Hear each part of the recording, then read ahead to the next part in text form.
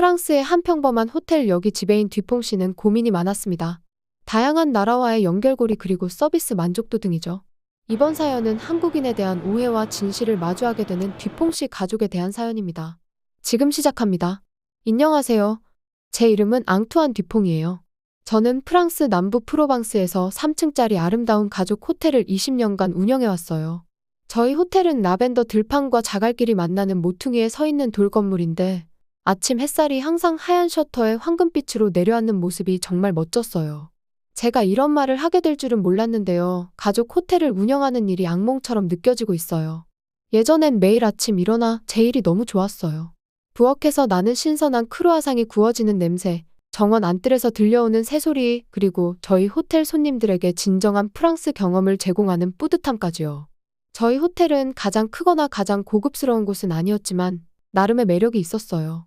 천장을 받치고 있는 나무 기둥은 200년도 넘은 것이었고 각 방은 골동품 가구와 지역 예술 작품을 통해 저마다 이야기를 담고 있었어요. 그런데 요즘은 뭔가 달라졌어요.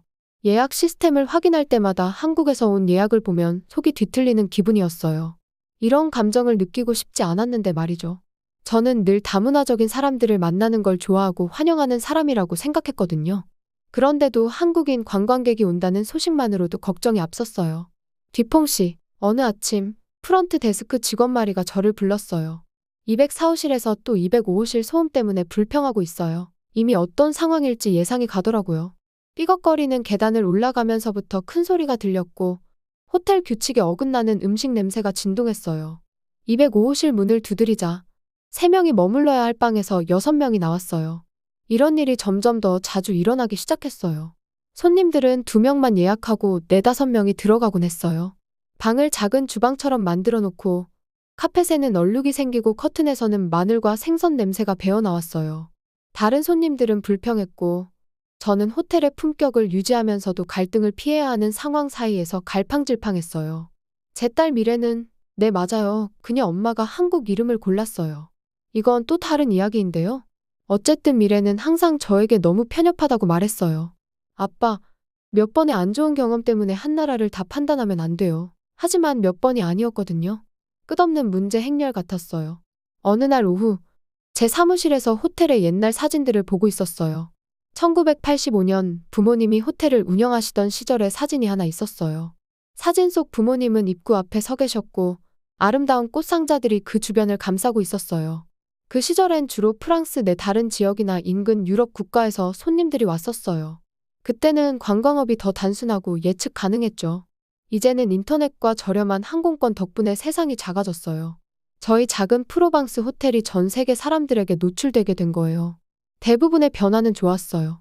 미국, 호주 등 많은 나라에서 멋진 손님들이 찾아왔거든요.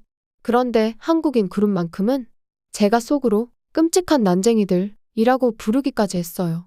지금 생각하면 정말 부끄럽네요. 한국의 문화를 이해해보려고 딸 미래와 한국 드라마를 몇 편 봤어요. 의외로 꽤 괜찮더라고요. 잘생기고 예쁜 사람들이 나오고 로맨틱한 이야기에 멋진 풍경까지요. 봐요, 아빠. 이게 진짜 한국이에요. 미래가 그렇게 말했어요. 하지만 제가 호텔에서 본 한국 손님들과는 완전히 다른 모습이었어요. 그날 저녁, 저는 안뜰 정원에 앉아 석양이 오래된 돌벽을 주황빛으로 물들이는 모습을 보고 있었어요. 근처 라벤더 밭에서 향기가 흘러왔지만 그걸 즐길 여유가 없었어요. 호텔의 미래에 대한 걱정이 머리를 가득 채우고 있었거든요. 어떻게 하면 프랑스 특유의 매력과 가족 전통을 유지하면서 이렇게 가치관이 다른 손님들을 상대할 수 있을까 싶었어요. 하지만 그땐 몰랐어요. 제 이해가 완전히 바뀌게 될 거라는 걸요. 인생에서 가장 큰 교훈은 예상치 못한 순간에 찾아오잖아요. 제 배움도 그렇게 시작될 참이었어요. 제가 상상한 방식은 아니었지만요. 안녕하세요, 딸 미래입니다. 저는 매일 저녁 호텔 손님들이 방에 들어가 잠잠해지면 거실 소파에 몸을 웅크리고 노트북을 펼쳤어요. 그때마다 한국 드라마의 은은한 화면 빛이 집안을 마법처럼 물들였죠.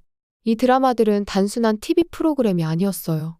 제가 오래전부터 마음을 빼앗긴 세계로 통하는 창문 같은 존재였어요. 제 이름이 미래인데 한국어로 미래라는 뜻이거든요. 가끔은 엄마가 이 이름뿐만 아니라 한국을 향한 사랑까지 물려주신 것 같다는 생각이 들었어요. 하지만 오늘 밤은 좀 달랐어요. 아빠가 사무실에서 전화로 또 관객 문제에 대해 불평하는 소리가 들렸거든요. 목소리가 점점 커지면서 진짜 감당 안 돼. 라고 소리치는 아빠의 말이 들렸어요.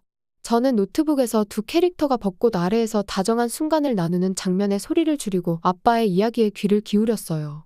두 명이 들어갈 방에 세 가족이 들어왔어. 아빠가 말했어요. 호텔 규정 어기고 전기밥솥까지 가져왔더라고.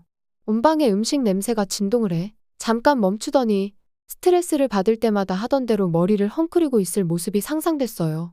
도대체 이해가 안 돼. 이 사람들이 내가 본 드라마 속 한국 사람들이랑 똑같은 건 맞는 거야? 저는 어떻게 아빠를 납득을 시켜야 할까요? 저 사람들은 정말 한국인들이 맞을까요? 저는 저녁마다 가족들이 드라마를 통해 점점 가까워졌던 순간들이 떠올랐어요. 처음엔 아빠가 지나가면서 또 드라마냐? 하며 고개를 절레절레 흔들곤 했어요. 그런데 어느 날 아주 긴장감 넘치는 장면에서 아빠가 멈춰 서더니 보기 시작하더라고요. 그러더니 캐릭터나 문화에 대해 질문을 하기 시작했죠. 결국 엄마도 합류하면서 우리 가족은 호텔 일 외에 새로운 공통 관심사를 처음으로 가지게 됐어요. 아빠는 드라마의 반전 장면에 놀라고 웃긴 장면에 크게 웃으며 서울의 멋진 도시 풍경에 감탄하곤 했어요. 저기 봐, 길이 얼마나 깨끗해? 라든가 저 지하철역은 궁전 같지 않아? 같은 말을 자주 했어요. 그런데 좀 이상했어요. 드라마 속 한국을 그렇게 좋아하는 아빠가 실제 한국 관광객들에게 그렇게 화를 내는 게 말이 안 됐거든요. 다음 날 아침 저는 결심했어요. 학교 수업 대신 하루 동안 호텔에서 아빠를 돕겠다고 했어요. 아빠가 겪는 일이 어떤 건지 직접 보고 싶어요. 라고 아침 식사 자리에서 말했죠. 아빠는 의아하다는 듯 눈썹을 치켜 올리더니 직원용 배지를 하나 건네줬어요. 아침 내내 아빠가 한국인 관광객이라고 지칭한 손님들을 유심히 관찰했어요. 손님들은 분명 시끄럽고 방을 꽉 채우긴 했지만 뭔가 이상했어요. 체크인할 때 기본적인 영어조차 잘 못 알아듣는 모습이 눈에 띄었어요. 옷차림도 제가 드라마나 케이팝 영상에서 본 것과는 다르게 보였어요. 가장 결정적인 건 그들의 휴대폰 번역 앱에서 보이는 문자들이었는데 제가 공부하면서 익힌 한글이 아니더라고요. 어느 나라 사람일까요? 이 행위는 사칭에 가깝다고 생각했어요. 호텔 직원 휴게실에서 최근 사건 사진들을 보며 생각에 잠겼어요. 어질러진 방, 물이 넘친 욕실 바닥, 긁힌 벽들. 뭔가 잘못됐어? 라고 혼잣말을 했어요. 이건 내가 아는 한국이 아니야. 드라마에서 본 것만으로도 한국 사람들은 실내에서 신발을 벗고 공공장소를 존중하며 깔끔하기로 유명하다는 건 알고 있었거든요. 그날 저녁, 아빠와 다시 드라마를 보던 중 가을 단풍으로 둘러싸인 아름다운 사찰 장면에서 재생을 멈췄어요. 아빠, 라고 부르며 고개를 돌렸죠. 제 생각에 좋은 방법이 하나 있어요. 근데 마음을 열어두셔야 해요. 아빠는 의심스러운 눈빛으로 저를 쳐다봤어요. 뭔데? 우리 한국에 가봐요. 제가 말했어요. 심장이 두근거렸어요. 아빠도 이 드라마들을 좋아하시잖아요. 한국 문화에도 관심 많으시고. 그리고 깊게 숨을 들이마시고 호텔에서 벌어지는 일들에 뭔가 이상한 점이 있어요. 아빠가 한국 사람이라고 생각하는 손님들, 진짜 한국인들 같지 않아요. 아빠가 바로 반박하려 했지만 아빠의 눈에서 호기심이 살짝 비치는 걸 느낄 수 있었어요. 곰곰이 생각해보세요. 제가 계속 말했어요. 아빠는 항상 드라마 속 한국이 얼마나 대단해 보이는지 얘기하시잖아요. 직접 가보고 싶지 않으세요? 엄마가 왜 한국 문화를 사랑했는지도 이해하고 싶지 않으세요? 그리고 호텔에서 생긴 이 미스터리도 풀고요. 아빠는 한동안 말이 없었어요. 화면에 멈춰있는 사찰 장면을 가만히 바라보고 계셨죠. 그러더니 결국 말씀하셨어요. 내 엄마라면 이걸 운명이라고 했겠지. 작은 미소가 아빠의 얼굴에 떠올랐어요. 엄마도 한국에 가고 싶어 했었거든. 숨을 멈춘 채 간절히 기다렸어요. 그러자 아빠가 노트북을 집어들더니 말씀하셨어요. 비행기표 한번 찾아보자. 제 심장은 하늘로 날아갈 듯 했어요. 이건 단지 호텔 문제를 해결하는 것뿐만이 아니라 아빠가 제가 화면을 통해 사랑하게 된 한국을 직접 보게 될 기회였으니까요. 그날 밤 비행기표를 검색하면서 저는 설레는 마음을 감출 수 없었어요. 이번 여행이 모든 걸 바꿀 거라는 강한 예감이 들었어요. 아빠에게도, 우리 호텔에도, 그리고 우리가 이미 드라마를 통해 즐기던 한국 문화를 이해하는 데에도 말이에요. 안녕하세요. 다시 아빠 뒤퐁입니다. 한국에 간다는 생각만으로도 제 속이 뒤틀리는 것 같았어요. 제가 이 호텔을 30년 동안 운영해왔는데 그동안 이탈리아나 스페인으로 주말 정도 떠난 것 말고는 프랑스를 떠난 적이 없었거든요. 그런데 미래가 노트북 화면으로 비행 옵션을 보여주면서 눈을 반짝이는 모습을 보고는 거절할 수가 없었어요. 딸아이는 엄마가 가끔 보여주던 그 결연한 표정을 하고 있었어요. 그건 절대 아니, 라는 대답을 받아들이지 않겠다는 뜻이었죠. 아빠, 봐요. 딸아이가 화면을 가리키며 말했어요. 파리에서 서울로 직항이 있어요. 비행시간이 13시간이긴 한데 대한항공은 서비스가 엄청 좋아요. 그러더니 비행기 객실 사진들을 보여줬어요. 편안해 보이는 좌석이랑 기내식 메뉴도 있었어요. 저는 한숨을 쉬며 희끗해진 머리를 손으로 쓸어 넘겼어요. 13시간이라니?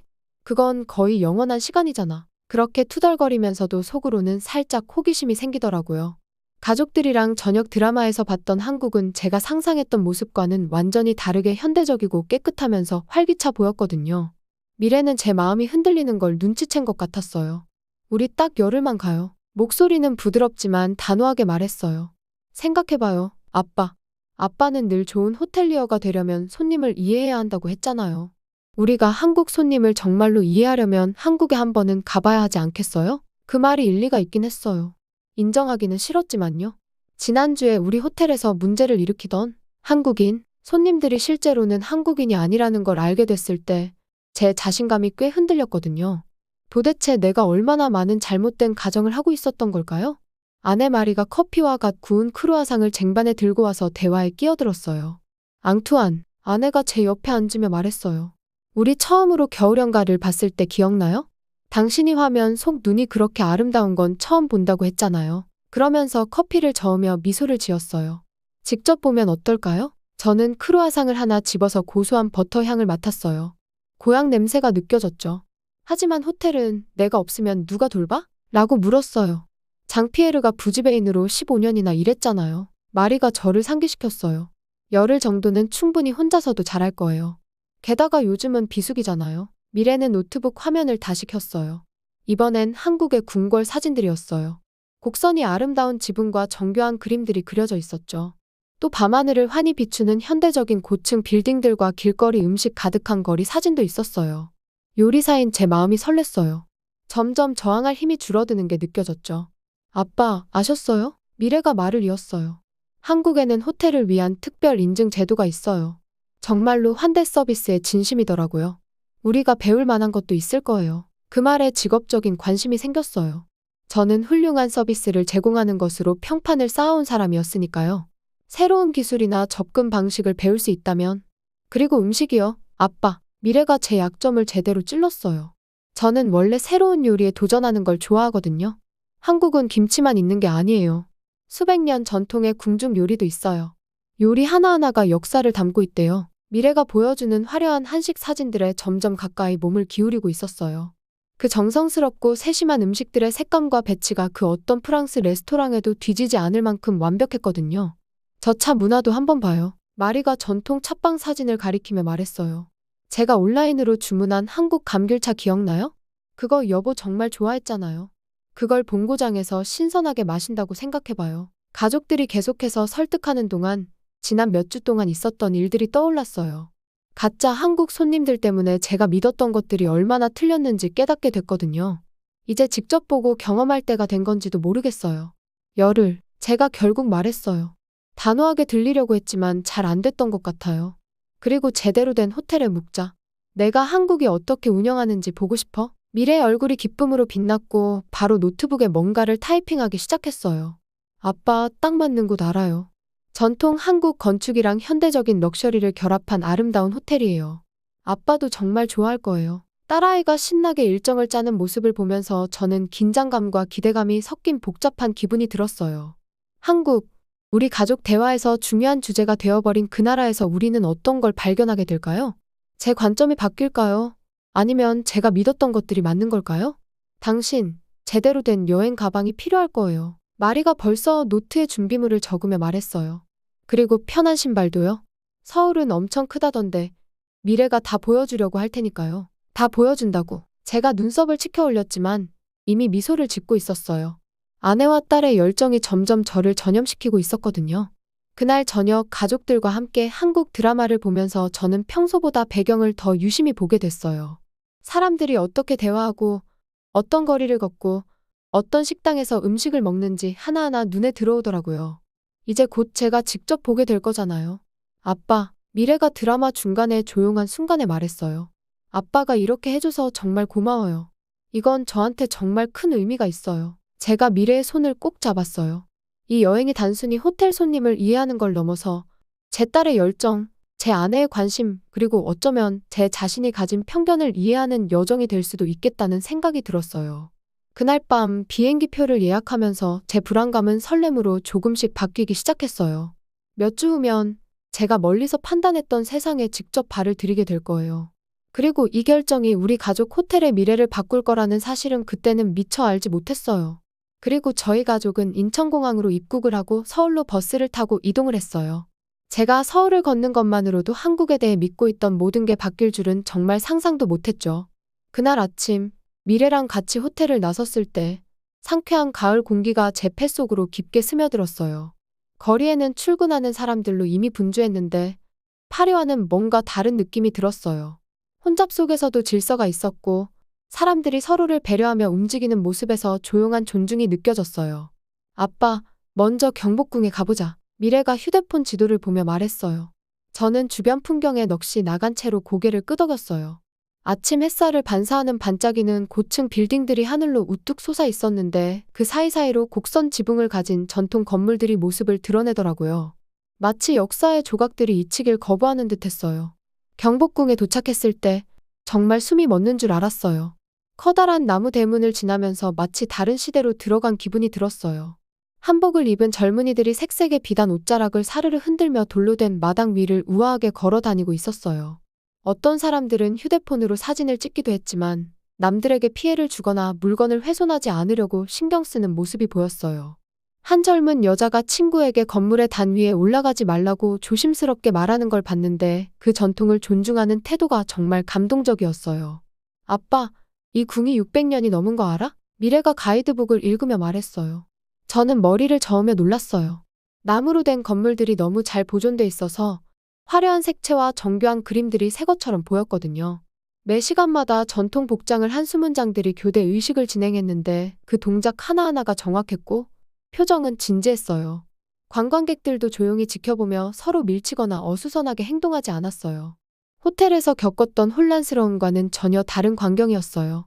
궁을 둘러본 후 저희는 북촌 한옥마을로 발걸음을 옮겼어요. 좁은 골목길이 기와지붕을 가진 전통 한옥들 사이를 구불구불 이어져 있었어요. 현대적인 생활은 계속되고 있었지만 뭔가 다른 속도로 흘러가는 느낌이었어요.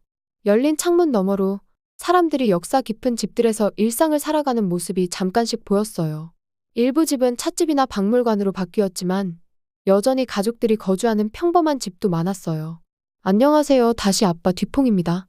우리 뭐 좀 먹으러 가자. 제가 배에서 꼬르륵 소리가 나면서 말했어요. 미래가 저를 광장시장이라는 지역 시장으로 데려갔어요. 처음 시장에 들어섰을 때 가장 먼저 다가온 건 활기찬 소음과 에너지였어요. 상인들이 손님들을 부르고 음식이 지글지글 익는 소리가 나고 사람들은 곧 떠드는 모습이 가득했죠. 그런데 저를 가장 놀라게 했던 건 시장이 얼마나 깨끗한지였어요. 각 상인의 가게는 깔끔하고 정돈돼 있었고 가격도 투명하게 표시돼 있었어요. 누구도 우리에게 바가지를 씌우거나 억지로 물건을 사라고 강요하지 않았어요. 그때였어요. 제가 정말 놀라운 장면을 목격한 순간이요. 한 할머니가 음식 가판대 근처에서 쇼핑백을 들고 애를 쓰시다가 그만 사과 몇 개가 가방에서 쏟아져 바닥으로 굴러갔어요. 팔이었다면 그 사과들은 발에 차이거나 아예 무시됐을 거예요. 그런데 여기에선 정말 놀라운 일이 벌어졌어요. 주저하지 않고 5명이나 되는 사람들이 젊은이와 노인을 불문하고 하던 일을 멈추고 도와주더라고요.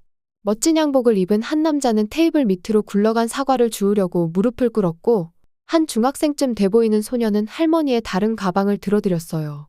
또 다른 사람들은 굴러간 과일들을 모았고 한 상인은 튼튼한 새 가방을 내어주었어요. 아무도 감사 인사나 보상을 기대하지 않았고 그저 옳은 일을 하는 것처럼 보였어요. 할머니는 여러 번 고개를 숙이며 감사 인사를 했고 돕던 사람들도 미소 지으며 인사를 돌려주고는 다시 각자 갈 길을 갔어요. 아무 일도 없었던 것처럼요. 하지만 저에겐 이 장면이 모든 걸 바꿔놓은 순간이었어요. 이 단순한 친절의 행동이 한국 문화의 진정한 마음을 보여줬거든요. 프랑스에선 전혀 느껴보지 못했던 것들이었죠. 그날 오후 저희는 남산 서울타워를 보러 지하철을 탔어요. 지하철역은 정말 놀라웠어요. 여간은 반짝반짝 깨끗했고 여러 언어로 된 표지판들이 잘 정리돼 있었어요. 복도에는 예술 작품과 박물관처럼 보이는 전시물들이 늘어서 있었고 잔잔한 클래식 음악이 흘러나오더라고요. 지하철 객차 안에서는 사람들이 조용히 서 있었는데 그중 한 여학생이 저에게 다가왔어요. 저기요? 여기 앉으세요. 그 아이가 완벽한 영어로 말하며 살짝 고개를 숙였어요. 제가 거절하려고 했지만 그 아이는 계속 권했어요. 어르신이시고 또 한국에 오신 손님이시잖아요. 학생은 부드럽게 미소 지으며 설명했어요. 다른 승객들도 고개를 끄덕이며 동의하는 모습이었죠. 순간 제 얼굴이 뜨거워졌어요. 제가 호텔에서 한국 손님들을 대했던 태도가 떠올랐거든요. 남산타워에서는 케이블카를 타고 산을 올랐어요. 도시 전체가 살아있는 지도처럼 발 아래 펼쳐졌어요. 현대적인 건물들이 고대 사찰 옆에 나란히 서 있었고 공원과 강이 푸른색과 초록색 리본처럼 도시를 가로지르고 있었어요. 해가 지기 시작하자 도시의 불빛이 켜지며 장관을 이루었어요. 타워 안 레스토랑에서 저희는 비빔밥을 주문했어요.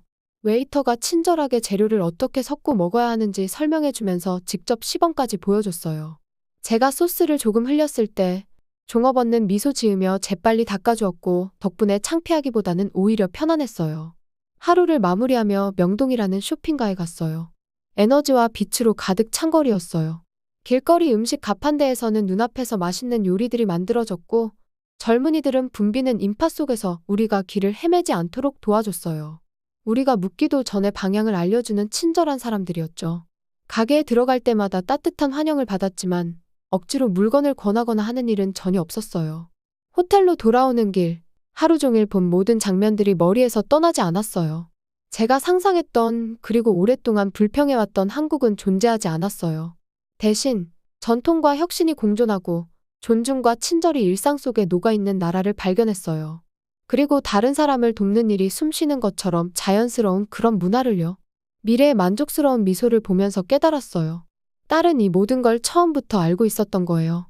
딸이 저를 한국에 데려온 이유는 단순히 제 잘못을 지적하려는 게 아니었어요.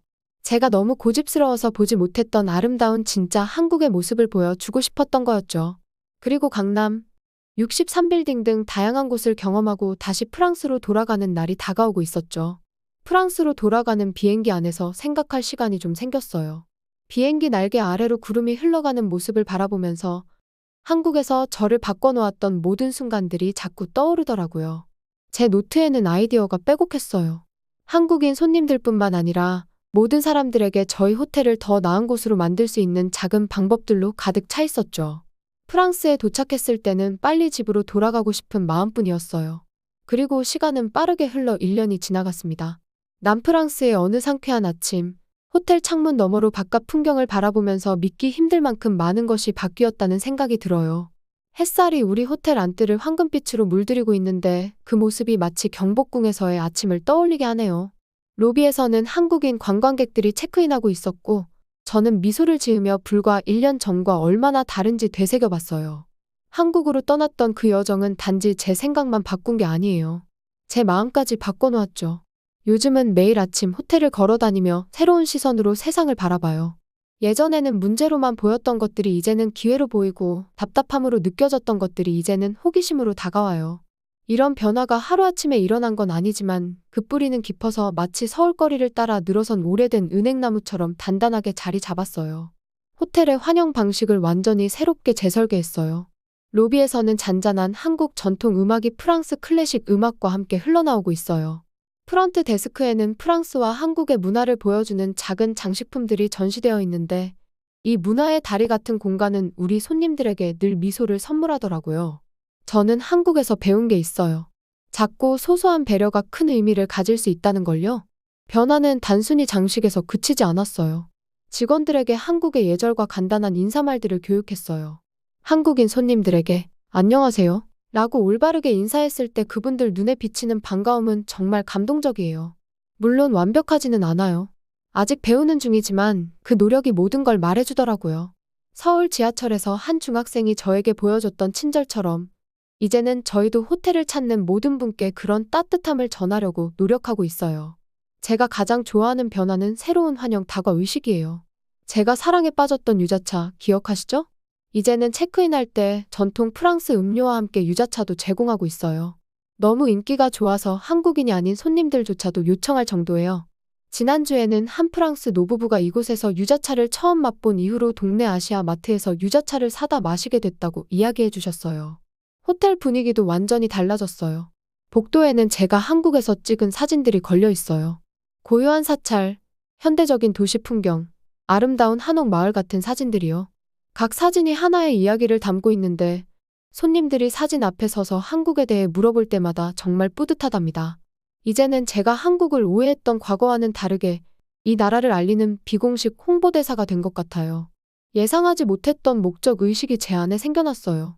SNS를 통해 우리 호텔의 변화가 점점 알려지고 있어요. 한국 여행 블로거들이 호텔을 소개하면서 우리의 문화적 세심함을 칭찬해 주었어요. 하지만 가장 감동적인 건 한국 가족들이 보내준 개인적인 편지들이에요. 어떤 어머니는 로비 도서관에 놓아둔 동화책들을 보고 아이들이 집에 온 것처럼 느꼈다고 하셨어요. 또 다른 손님은 우리 호텔이 부산에 계신 할머니 댁의 따뜻함을 떠올리게 해줬다고 했죠. 사업적인 성과도 대단했어요. 한국인 관광객 예약이 3배로 늘었거든요. 하지만 제가 자랑스러워하는 건 그런 게 아니에요. 중요한 건 우리가 문화와 문화를 이어주는 다리를 하나씩 놓고 있다는 거예요. 아침 식사 자리에서 프랑스 가족과 한국 가족이 여행 팁과 이야기를 나누는 모습을 보면 우리가 제대로 하고 있다는 걸 느껴요. 제 편견은 단순히 사라진 게 아니에요. 더 나은 무언가로 대체되었죠. 바로 이해심이에요. 이제는 한국이 단순히 K-드라마나 K-팝의 나라가 아니라는 걸 알아요. 전통과 혁신이 공존하고 존중이 깊게 배어 있으며 일상 속에서 친절이 자연스럽게 녹아 있는 곳이라는 걸요. 진짜 한국은 세부적인 디테일 속에서 그 아름다움을 찾을 수 있더라고요. 어르신께 자리를 양보하는 모습, 정중하게 고개 숙여 인사하는 자세, 함께 나누는 식사가 사람들을 하나로 묶어주는 그 힘 같은 것들이요. 가끔 제 사무실에서 한국 요리 영상을 보고 있으면 미래가 절 보면서 농담해요. 프랑스인보다 한국인 같아졌다. 고요. 하지만 우리 둘 다 그게 사실이 아니라는 걸 알아요. 제가 단지 두 문화를 각각의 독특한 매력으로 존중하게 되었을 뿐이죠. 이제는 미래와 함께 보는 드라마도 단순히 재미로만 느껴지지 않아요. 이제는 그게 제가 깊이 존중하게 된 한 문화를 엿볼 수 있는 창문처럼 느껴져요. 지난달부터는 한국어 수업을 시작했어요. 제 나이에 새로운 언어를 배우는 게 쉽지는 않지만 배우는 단어 하나하나가 제가 세우는 이해의 다리에 또 하나의 벽돌이 되는 것 같아요. 선생님께서는 제 발음이 아직 부족하다고 하시지만 열정으로 커버한다고 하시더라고요. 한국인 손님들이 제가 기본적인 한국어를 연습하는 걸 들으실 때마다 해주시는 격려는 제가 한국에서 느꼈던 그 따뜻함을 다시 떠올리게 해줘요. 돌아보면 제 이전 태도는 단순히 사업에 해를 끼친 것뿐만 아니라 아름다운 경험들로 가득 찬 세상을 저 스스로 닫아버리는 것이었더라고요. 한국은 저에게 이렇게 가르쳐줬어요. 다른 문화를 향해 마음을 열면 우리의 정체성을 잃는 게 아니라 예상치 못한 방식으로 삶이 풍요로워질 수 있다는 거요. 이제 저희 호텔은 단순히 잠만 자는 곳이 아니에요. 문화가 만나고 이해가 자라나는 공간이 되었어요. 매일 아침 호텔 문을 열 때마다 서울시장에서 낯선 사람들이 흩어진 사과를 주워주며 돕던 그 순간이 떠올라요. 그 작은 친절이 제가 그동안 놓치고 있었던 것들, 바로 문화적 경계를 넘어서 피어나는 인간적인 연결의 아름다움을 깨닫게 해줬거든요. 손님들에게 이렇게 말해요. 드라마가 보여주는 건 한국의 반 정도밖에 안 돼요. 진짜 한국은 사람들의 따뜻함 속에, 깊은 전통 속에, 그리고 과거와 미래를 포용하는 모습 속에 살아있어요. 편견에서 이해로 가는 저의 여정은 세상을 보는 가장 좋은 방법이 열린 마음과 배우고자 하는 자세라는 걸 가르쳐줬어요. 매일 저는 이 교훈을 다른 사람들과 나누려 노력해요. 프랑스와 한국 사이에 이해라는 다리를 하나씩 만들어가면서요. 고마워요. 한국. 다시 한번 휴가를 갈 수 있다면 또 한번 한국으로 가서 맛있는 음식과 사진 그리고 문화를 더 배우고 싶어요. 멀씨. 이번 사연은 여기까지입니다. 재미있으셨나요? 구독과 좋아요 부탁드립니다. 제작에 큰 힘이 됩니다. 감사합니다. 좋은 밤 그리고 좋은 하루 보내세요.